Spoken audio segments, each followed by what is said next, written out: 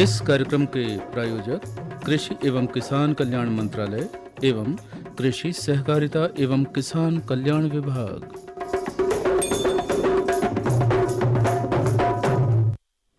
सभी किसान भाइयों बहनों, सभी श्रोताओं को संतू भैया और कीर्ति बहन की राम राम। कीर्ति बहन, आपको भी हमारी राम राम। आपको भी राम राम भैया। और स्वागत है आप सभी का कार्यक्रम किसान वाणी की चौपाल में। तो संतू भैया कैसन बा?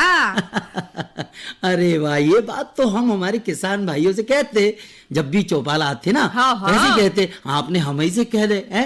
चलिए हम एक उत्तर भी दे देते। हाँ दे दो हम ही तो सुने। कीर्ति बहन, हम तो ठीक बा। हाँ। और हमारे किसान भाई भी ठीक बा। काहे किसान भाई, मैंने सही कहा हो ना? का नहीं? हाँ हमें मालूम है कि संतू भैया कभी गलत कह ही नहीं सकत है। हाँ चलो, अच्छा अब जा बताओ, गल्ले दिना बाद हमारी चौपाल में आ रही हूँ, क्या बात है? जा बात तो सही है भैया, चौपाल में तो हम आत हते, किंतु अपनी आपकी जो चौपाल है ना, हाँ। वो में गल्ले दिन के बाद आ रहे हैं। हाँ तो जा बताओ, खेती बाड़ी में तो ठीक चल रही है, का नहीं चल रही अपनी? ठीक तो चल रही है, किंतु कब बताएं? किंतु परंतु बट ये बिल्कुल अच्छा नहीं लगता। ये किंतु का है, बताओ जरा। देखो ऐसी कोनो बात नहीं है। हाँ। बस हमार मन में ना गल्ले दिन हो गए, अपन मिले नहीं चौपाल में। तो प्रश्न पूछने हा तो आपसे। काहे बहन डरा रहे हो, है प्रश्न पूछ रहे हो? अच्छा जल्दी पूछो, अपनी चौपाल में तो प्रश्नों की यदि कोई पूछा था ना तो उत्तर भी मिल जाता। आपके तो सबई मालूम रहे थे, ज्ञान को भंडार है आपके। नहीं बहन, तो मैं सोची पूछ लूं जरा। हाँ पूछो जरा। देखो अब हम देख रहे हैं कि सूक्ष्म सिंचाई खेती में जल प्रबंधन क्रांतिकारी बदलाव हो रहा है। अच्छा। तो एक के बारे में मैं जरा जानने हते। और वो दिना तो बड़ी शायरी कहावत कह रहे थे, आज का होगा मैं इते आई तो कछु सुनाई च नहीं रहे। अब एकदम सीधे रेलगाड़ी के घाय गाड़ी बढ़ी जा रही है। अच्छा ऐसी बात है। देखो नाराज मत हो, है ना, हम आपकी समस्या को तो हल कर ही देते, अब ही कर देते। अच्छा जा बताओ, का सुनने हैं? शेर शायरी सुनने हैं कि कल्लू के दद्दा की कहावत सुनने? अरे वाह, का बात कह दे। कल्लू के दद्दा की कहावत गल्ले दिन हो गए मैंने नहीं सुनी। ऐसा है? जय सुनवाई दो जरा। चलो तो हम देखो आपको सुनवा देते जी, आपकी शान में सुनवा रहे हम। हाँ ऐसी बात है का? हाँ देखो, अब याद आई मुझे, नारी है तो जान है, नारी है तो शान है, तन हो या घर हो, बिना नारी सब शमशान है क्या नहीं? सही बात है। अब जरा एको मतलब भी तो बताई दो।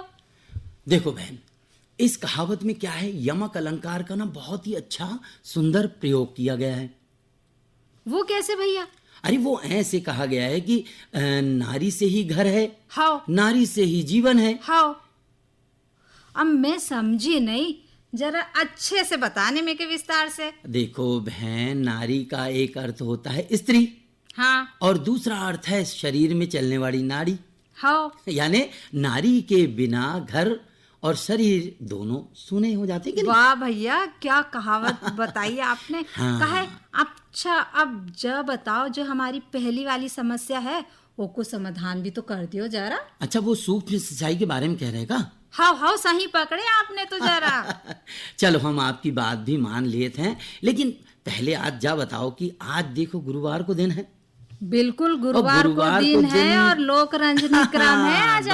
बराबर सही पकड़े आपने। मैं जो चाह रहा हूँ तो कि कहीं भूल तो नहीं गई है बहन भी? काहे भूले, गले दिन बाद आ रहे हैं ना आपके साथ। हाँ। तो सब याद रखान पड़े थे। तो क्या करने हैं जा बताओ। आज लोक रंजनी क्रम जैसे है तो भाई अच्छे लोकगीत भजन फरमाइशी सुनवाद को दिन होते आज। बिल्कुल सुनवाई दो। अच्छा सुनो, आज मेहमान भी है मालूम है? अरे हाँ, मैं तो भूल ही गई। अब भी कह रही थी कि सब याद है, पर जे तो भूल ही गई। अच्छा अब जे बताओ कि मेहमान क्रम में मैं बताऊं का कौन आ रहा है? अच्छा सुने थे कहा आपने? हाँ ना, मैंने सुन ली जा रहा। अच्छा बताओ वाला जरा, कहाँ के मेहमान? ग्राम पटरा के युवा प्रगतिशील कृषक है और पशुपालक भी है, पंकज महावरे से। इनसे हाँ। आपने मुलाकात करके आए थे। अरे इनके तो हम खेते ही पे गए थे और वहीं पे बात करे थे मालूम। हाँ, और मैं जय सुनना है कि काका मुलाकात में बात भाई। हाँ तो चलो हम बीच में इनसे भी मिलवा दें और हमने क्या बात करे उनकी बात सुनवा दें आपसे। हाँ। अब जे गीत जो है कहाँ से आओ, जो पत्र देखो आपके पास जो दिखा रहा हो, जरा जल्दी पढ़ो वाला जरा। हाँ, जे पत्र आओ है Pipariya road, Newton ward number 1, तहसील परासिया, जिला छिंदवाड़ा से Hariram Sahu, Natasha Sahu, Payal, Gagan Sahu, master Prince, master UV Sahu, master Vedansh, कुमारी वैदेही साहू, सलीम अंसारी, भवानी साहू, पप्पू साहू। इनने का सुनने बोले भाई जरा। अरे इनने कौन सी फरमाइश इनकी? इनने फरमाइश करे है, इनके ना भजलइयो राम को नाम जे वाले लोकगीत सुनने हैं। अरे यार निकालने पड़े हैं जो तो अपन के। चलो निकाल लिए थे अब भाई अपन, है ना, और अब भाई सुनवाते अपन देखो। और ये देखो जो हमारे पास भी पत्र आओ है, ग्राम नारंगी से आओ है जी। नरेंद्र माहौरे, सुरेंद्र माहौरे, वेदांत माहौरे, बीना माहौरे, विनीता माहौरे, दीपा माहौरे और विजय माहौरे, पूरे माहौरे परिवार ने और जे गीत की फरमाइश करे हैं। सुनवा दूं का? सुनवाए दो।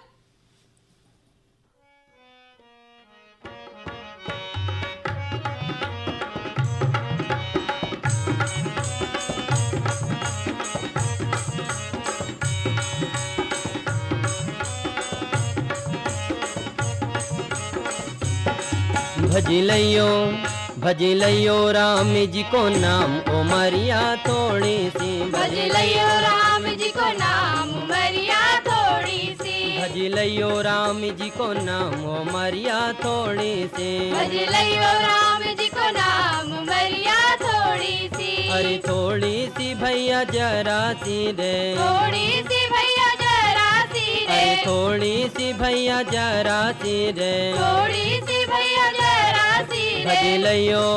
भजलैयो राम जी को नाम उमरिया थोड़ी सी। भजलैयो राम जी को नाम उमरिया थोड़ी सी।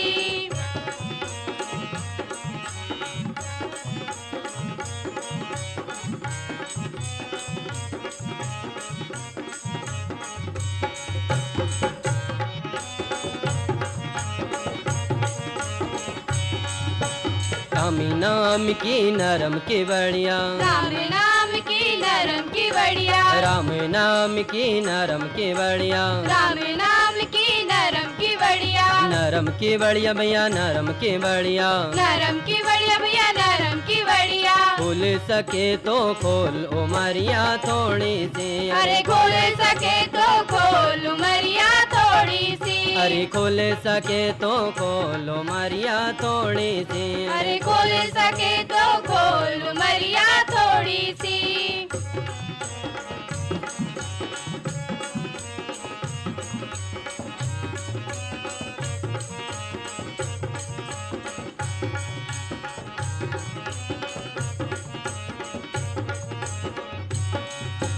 राम नाम में कितनो भजन है। राम नाम में कितनो भजन है। राम नाम में कितनो भजन है। राम नाम में कितनो भजन है। कितनो भजन है भैया, कितनो भजन है। कितनो भजन भैया, कितनो भजन है। मन की तराजू में तोलो मरिया थोड़ी सी। अरे मन की तराजू में तोल उमरिया थोड़ी सी। अरे मन की तराजू में तोलो मरिया थोड़ी सी। अरे मन की तराजू में तोल उमरिया थोड़ी सी।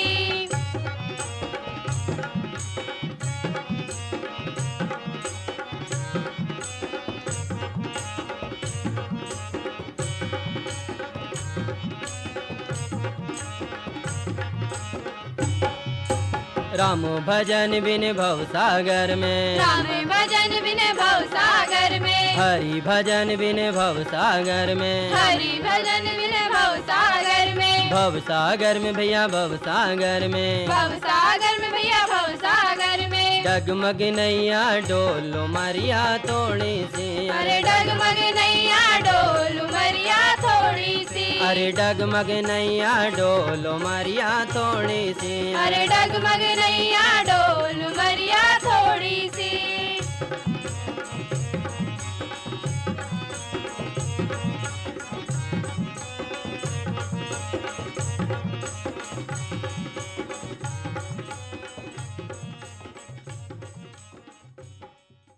अरे वाह भैया, इतना अच्छा लोकगीत भी सुनवा दे और कल्लू के दादा की कहावत भी हो गई।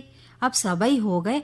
अब जरा मेरी समस्या को समाधान भी बता दो जो सूक्ष्म सिंचाई के बारे में आता कि नहीं। हमें मालूम है कि प्रश्न लेके आए हो तो उत्तर तो देना ही पड़े ना। बिल्कुल।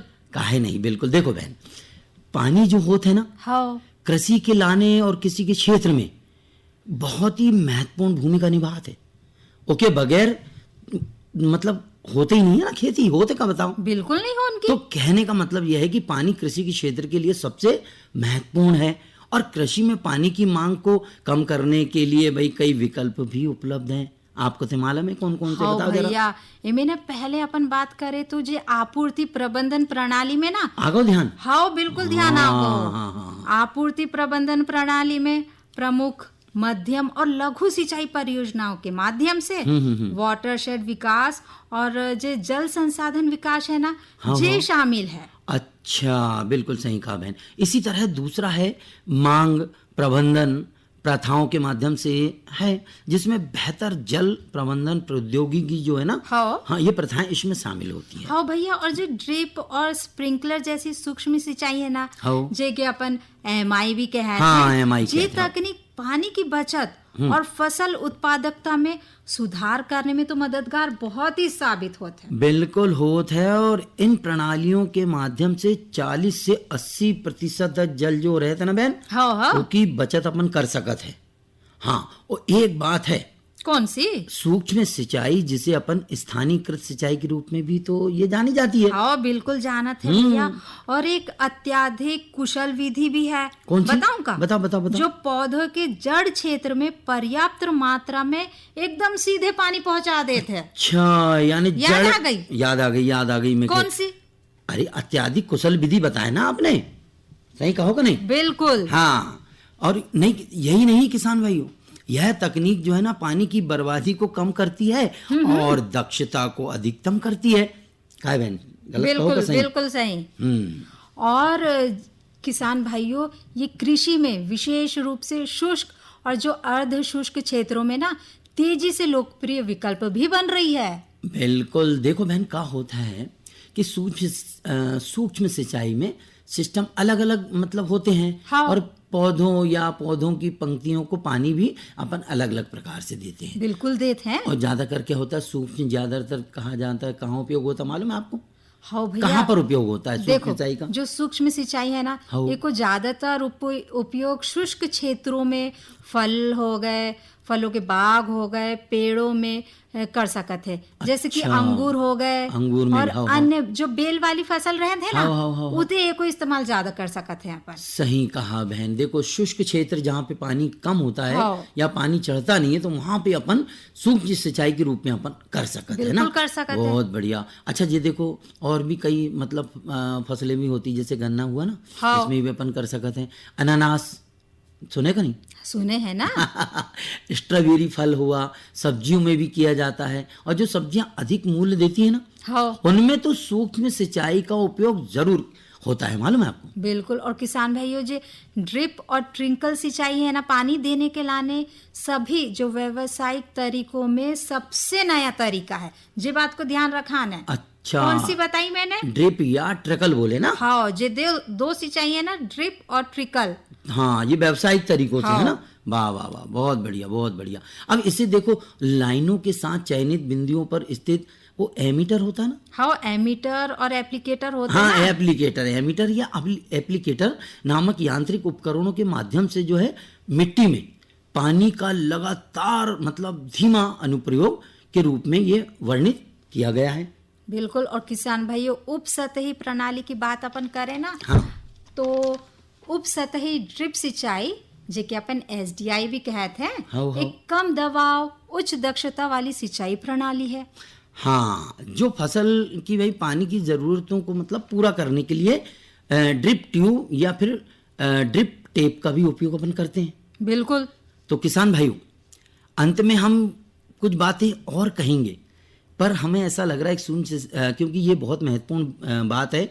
सूक्ष्म सिंचाई जो है ये बहुत महत्वपूर्ण मानी गई है, और जितना हम चाहें तो पानी की बचत के लिए हम इस मतलब सूक्ष्म सिंचाई को उपयोग में ला सकते हैं। बिल्कुल। इसमें ना अपन ड्रिप सिंचाई हो गई, हाँ। स्प्रे सिंचाई, हाँ। यानी कि अपन इसको स्प्रिंकलर सिंचाई भी बोल सकते हैं, हाँ। बल्वर सिस्टम, इन विधियों के से कृषि के क्षेत्र में क्रांतिकारी बदलाव ला सकते हैं अपन। बहन, हम ड्रिप सिंचाई को और स्प्रिंकलर सिंचाई को तो जान लेते हैं, हाँ। परंतु जे आपने बोले कि बल्बर सिंचाई के बारे में, तो भाई किसान भाइयों, ये जो इस सब में भी मतलब मेरे जो ध्यान में आया बहन कि पानी को एक छोटी धारा या फव्वारे में मिट्टी की सतह पर लगाया जाता है ना बहन। बिल्कुल सही बल्बर है विधि में? भैया आपने। ये उन स्थितियों में उपयुक्त है जहाँ कम समय में हाँ। बड़ी मात्रा में पानी लगाने की आवश्यकता होती है अपन। यानी पानी जहाँ ज्यादा लग रहा है, हाँ। है ना, तो वहां पे हम ये सिस्टम लगा सकते हैं, तो कम पानी में भी हमारी फसल अच्छी हो सकती है। यही नहीं बहन, व्यापक जड़ और क्षेत्रों में और उच्च पानी की आवश्यकता वाले पेड़ों की सिंचाई के लिए उपयुक्त है ये, तो हम तो ऐसा मानते हैं। इस प्रकार हम कह सकते हैं किसान भाइयों कि सूक्ष्म सिंचाई कृषि में जल प्रबंधन में क्रांतिकारी बदलाव लाती है, और हम भी इस्तेमाल करें। हमारे किसान भाई, आपके जो मित्र हैं आजू बाजू के, जो हमारे खेत के जो खेती करते हैं, उनको भी आप बताएं।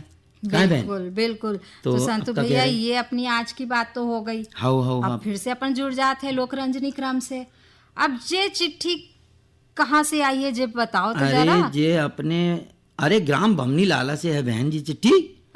ये तो अपने सतीश रघुवंशी जी हाँ, है ना। वीरपाल यादव है, रामकृष्ण मस्तकोले है, हाँ, जे इनके मित्रगण और हैं। जे देखो मेरे जोगे एक और पत्राव है ग्राम खैरी भोपाल से मोहन उइके, संतोष उइके, कविता उइके, सरजू और दुर्गा मसराम जी से। और ये देखो, जे है कोटल बर्री से है, ये रामादीन दुबे, श्रद्धा दुबे, शेखर दुबे, सत्यम दुबे।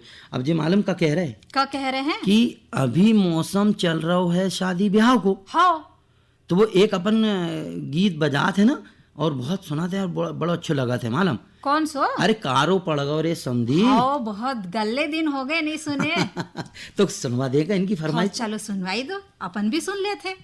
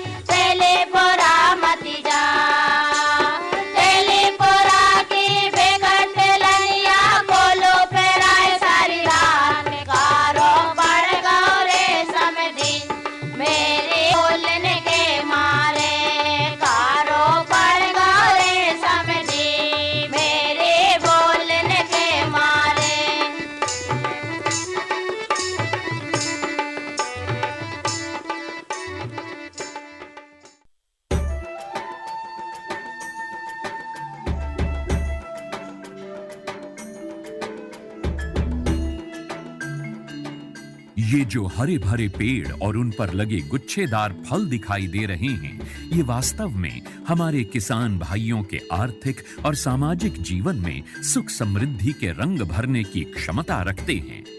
ऑयल पाम की खेती से किसान सामान्य फसलों की तुलना में कम लागत एवं मेहनत से अधिक आय प्राप्त कर सकते हैं। इसके माध्यम से किसान खाद्य तेलों का उत्पादन बढ़ाकर देश के विकास में अपनी भागीदारी सुनिश्चित कर सकते हैं। लेकिन ये सब कैसे संभव है, आज इसी के बारे में बताएंगे अपने किसानों को। ऑयल पाम एक बहुमुखी तेल है जिसके कई अलग अलग गुण और कार्य हैं जो इसे बेहद उपयोगी और व्यापक रूप से इस्तेमाल किया जाने वाला बनाते हैं। ऑयल पाम के फल से सबसे अधिक तेल प्राप्त होता है। प्रति हेक्टेयर 20 से 25 टन फलों की उपज देने वाले इसके पेड़ परिपक्व होने के बाद लगभग 30 साल तक फल देते रहते हैं। यही नहीं, इन पेड़ों के बीच अंतर्वर्ती फसलें उगाकर किसान दोहरी आय भी प्राप्त कर सकते हैं। इसके अतिरिक्त सरकार की ओर से भी इसकी खेती के लिए काफी सहायता उपलब्ध करवाई जाती है। भारत सरकार की ओर से 2021-22 में खाद्य तेलों पर राष्ट्रीय खाद्य तेल मिशन, तेल palm national mission on edible oils, oil palm NMEO-OP की शुरुआत की गई। इसके अंतर्गत किसानों को ऑयल पाम की पौध सामग्री, अंतर्वर्ती खेती एवं रखरखाव, ड्रिप सिंचाई, डीजल, बिजली, सोलर पंप सेट, बोरवेल, फल कटाई उपकरणों एवं पुराने पौधों की पुनः रोपाई के लिए सब्सिडी प्रदान की जाती है। इस मिशन के अंतर्गत किसानों को 1 से 5 लाख तक की राशि प्रति हेक्टेयर की वित्तीय सहायता उपलब्ध कराई जाती है। सरकार द्वारा ऑयल पाम के पौध सामग्री के लिए 20 से 29 हज़ार रुपये प्रति हेक्टेयर की सहायता मिलती है। इसके अलावा भी सरकार पहले 4 साल तक 42,000 रुपये प्रति हेक्टेयर की सहायता अंतर्वर्ती फसल एवं रखरखाव के लिए भी मुहैया कराती है। इस मिशन के अंतर्गत ड्रिप सिंचाई के लिए 30,000 रुपये प्रति हेक्टेयर की सहायता अतिरिक्त दिया जाता है। साथ ही किसानों के लिए फसल कटाई मशीन और ट्रैक्टर ट्रॉली की खरीद के लिए भी सहायता का प्रावधान है। कुछ किसानों के मन में ये शंका है कि ऑयल पाम के पेड़ों की सिंचाई के लिए अधिक मात्रा में पानी की आवश्यकता होती है। ये पर्यावरण के लिए ठीक नहीं है। कुछ ये भी कहते हैं कि ये धरती के उपजाऊपन के लिए भी हानिकारक हैं। किंतु जिन किसानों को ऑयल पाम की खेती से आज लाखों रुपए की वार्षिक आय प्राप्त हो रही है, उनका कहना है कि ये सारे संचय निराधार हैं। ऑयल पाम का खेती में धान और गन्ने से कम पानी लगता है। इसमें गवर्नमेंट का तरफ से ड्रिप सिंचाई के लिए पैसा भी दिया जाता है। मैंने 2015-16 से ऑयल पाम की खेती की है और इससे पर्यावरण को कुछ नुकसान है ही नहीं। और इनका जो पेड़ पौधा होता है, इनसे हम मल्चिंग भी यूज करते हैं और इनका यूज से हम काफ़ी सारा ज़मीन में नमी लेते हैं। और इनके अंदर इंटरक्रॉप जो है, जो कपास वगैरह लगाते हैं, तो हम डबल गुण आय लेते हैं और अच्छा रहता है। ऑयल पाम की खेती के लिए मुझे सरकार ने पौधे सीडलिंग देते हैं। वो जब बड़ा हो जाता है, जो फल जो देता है, हर महीने सरकार उसी फल खरीदने के लिए एक रेट बना के देते हैं। वही रेट पे कंपनी खरीद लेते हैं। मैं काट के इकट्ठा कर देता हूँ, कंपनी उठा के लिए जाते हैं। ऑयल पाम के लिए सरकार उत्पादों की तत्काल खरीद करती है। साथ ही सरकार एक वायबिलिटी मूल्य भी घोषित करती है, ताकि यदि भाव अचानक गिर जाए तो उस अंतर का भुगतान सरकार किसानों को करती है। सच तो ये है कि ऑयल पाम की खेती हमारे किसानों को और अधिक समृद्ध और ग्रामीण अर्थव्यवस्था को और अधिक सशक्त बना रही है। आप भी इसकी खेती और सरकारी सहायता का लाभ उठाएं और अपनी आर्थिक स्थिति को बेहतर बनाएं।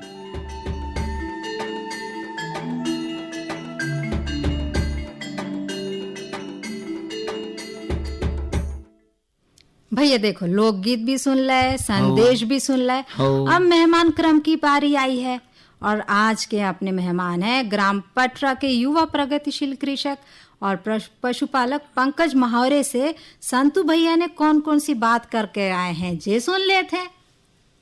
किसान भाइयों, देखिए आज के मेहमान क्रम में ये हैं पंकज माहौरी जी, जो कि ग्राम पटरा लिप के हैं। और इनके यहाँ जो पशुपालन का कार्य होता है वो किस तरीके से होता है, ये आज हम पशुपालन पे बात करने जा रहे हैं। सबसे पहले पंकज भैया, हमारे इस कार्यक्रम में आपका बहुत बहुत स्वागत है। आपको हमारी राम राम। राम राम। पंकज भैया, एक बात बताइए, ये जो आप पशुपालन का कार्य करते हैं खेती के साथ में, किस प्रकार पशुपालन का काम करते हैं आप? कितने आपके पास पशु हैं? मेरे पास ये 5 गाय हैं और इनके पास पूरा हाईटेक, मतलब एक डेयरी होना चाहिए जैसे किसानों के पास, कि आज लेबरों की कमी जा रही है, आदमी मिल नहीं रहे हैं। तो हिसाब से जैसे कि भूसा के लिए अपन ने ये बॉक्स बनाए हुए हैं और ये बॉक्स में भूसे रहते हैं और इनको जहाँ पशु होता है उनके पास में भूसा रहता है। जितना पशु खाता है उसको अपन फिर से निकाल के बाहर कर देते हैं। और मेन चीज होती है पानी की व्यवस्था। गर्मियों में प्रॉपर पानी पशु को मिल नहीं पाता है, तो उसके लिए हमने ये टैंक बनाए हुए हैं। हर 2 पशु के बाद एक टैंक बना हुआ है, तो इसमें पशु जितना पानी पीता है ऑटोमेटिक फिर उतना ही पानी उसमें आ जाता है। 24 घंटे पशु के पास पानी पर्याप्त होता है, पशु को पानी की कमी नहीं होती। और जो पशुओं को अपन बाहर छोड़ के ले जाओ, फिर पानी पिलाओ, फिर लाके बांधो, मान दो लेबरिंग चार्ज जो लगता है वो भी बचता है। अब जो पशुपालन का कार्य है तो ये अपने खेती बाड़ी के लिए है कि कुछ मतलब जैसे अर्लिंग के लिए भी किया जाता है ना, जैसे पशुधन हमारा होता है तो उससे सहयोग मिल जाता है तो अतिरिक्त आय के साधन भी हो जाते हैं। हाँ, ये भी अच्छी चीजें हैं कि मैंने जो 20 गाय का ये सेट बनाया हुआ हूँ, ये भविष्य को देखते हुए बनाया हूँ कि जब कभी व्यक्ति न मिले तो अपन खुद सेल्फ घर के व्यक्ति इसको कर सकते, पशुपालन का कार्य कर सकते हैं। कितना दूध अभी हो जाता है पशुओं से? मेरे पास अभी तो ये 5 गाय हैं जिसमें से 2 लगती है तो लगभग 15 लीटर दूध हो जाता है, और 3 गाय अभी तो जन्ने की हैं, वो जन्ने की है तो लगभग 20-25 लीटर दूध हो जाएगा। तो ये 20-25 लीटर दूध पूरा तो घर में नहीं लगता होगा, तो ये जाता कहाँ होगा? ये दूध वाला लेके जाता है। अच्छा। हमारे गांव में एक दूध वाला है, हम उसको दे देते हैं, वो शहर जाता है, शहर से बेचता है वो शहर जाके। किसान भाई आपको बताएंगे कि हम जब यहाँ पे पहुंचे ग्राम में और पंकज भाई से मुलाकात किए हैं तो यहाँ पर इनकी पशुशाला देखी, अपने आप ही इन्होंने मतलब बताया और हम देख भी रहे हैं कि पानी जो पशुओं का होता है ये अपने आप जितना पानी पीता पशु फिर से उतना पानी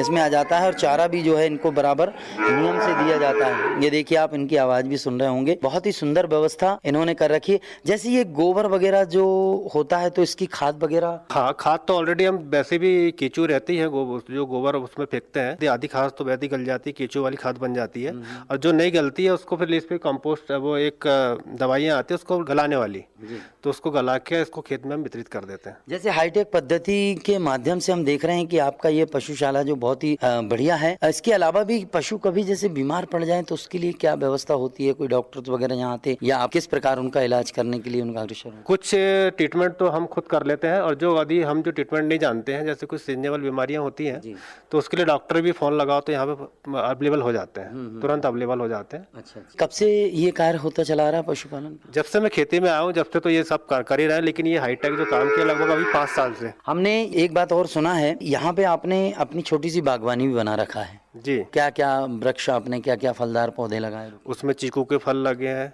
जामुन के, आम के, कटहल के और नींबू के और नारियल के 8-10 प्रकार के। क्या प्रेरणा कहाँ से मिली कि भाई हमें ये भी लगाना चाहिए फल वृक्षों को या बागवान बनाना? ये चीजें तो मैं कह रहा हूँ कि जो अभी अपन शहरों से ले रहे हैं वो केमिकल वाली चीजें आती हैं। अगर अपन ये सब चीजें अगर अपने पास खुद ही हो जाए तो घर के लिए एक तो पर्याप्त फल हो जाते हैं, और एक वातावरण भी अच्छा हो जाता है, शुद्ध हवा मिलती है इन सब चीजों से, और थोड़ा अच्छा लगता है गांव के हिसाब से अपने। ये जो पशुओं के आपने बताया कि पानी अपने आप आ जाता है और उतना पानी भरा रहता है, हम देख भी रहे हैं, तो इसमें कचरा या पानी अशुद्ध जैसे कभी हो जाता है, कीड़े वगैरह या इस टाइप का जो हमारे पशु, तो उसके लिए क्या? उसकी भी सफाई होती है, उसके लिए भी डिस्चार्ज पाइप दिया है, पूरे टाके खाली होके ऊपर से साफ हो जाते हैं। साफ कर दो ऊपर से प्रेशर पाइप भी लगा हुआ है, उससे साफ कर दो और फिर से पानी अपने आप वो साफ पानी आ जाता है उसमें। और किस टाइप की आप देख रेख और जो इसमें रखना चाहिए अपने कार्यक्रम को, जो हमारे किसान भाई सुन रहे हैं, तो किस प्रकार हमें पशुओं की और देखभाल करना चाहिए, पशु हमारा स्वस्थ रहे, दूध का उत्पादन बहुत बढ़िया मिले और उससे बढ़वार भी हो? सबसे पहली बात तो कि दूध का अगर उत्पादन आप कर रहे हो तो पशुओं की स्वच्छता के बारे में पहले तो आपको ध्यान रखना पड़ेगा,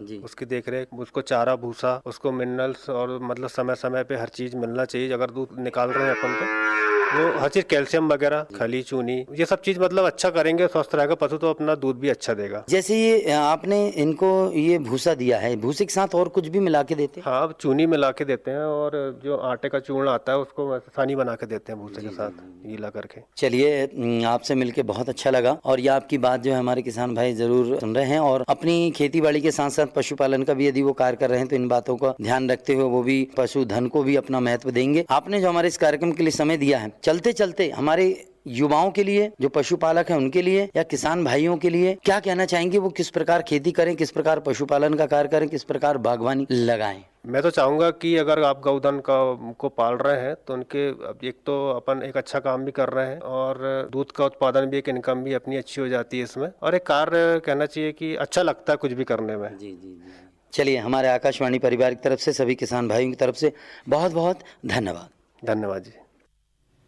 श्रोता, अभी आप सुन रहे थे ग्राम पटरा के युवा प्रगतिशील कृषक और एवं पशुपालक पंकज महोरे से संतू भैया ने क्या क्या बातचीत करी इस विषय पर। हम सीधे ग्राम पटरा चले गए थे। ऐसा लग रहा है? बिल्कुल। देखो, बहुत बढ़िया, बहुत अच्छे पशुपालक हैं वो, हाईटेक मतलब पशुओं का देखरेख करते हैं, और जो हाईटेक पद्धति आ गई ना आजकल, बहुत बढ़िया मैंने देखा वहाँ पे, और बहुत अच्छा लगा मुझे कि सारे किसान भाई अपने पशुपालन जरूर अपने खेती में करें।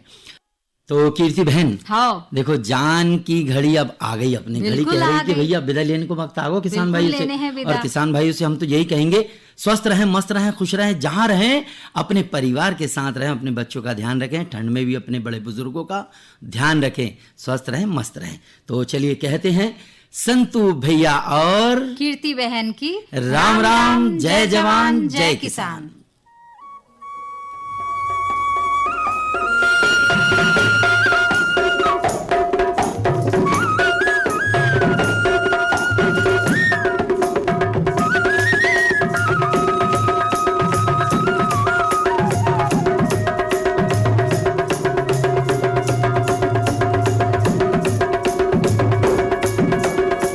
इस कार्यक्रम के प्रायोजक कृषि एवं किसान कल्याण मंत्रालय एवं कृषि सहकारिता एवं किसान कल्याण विभाग।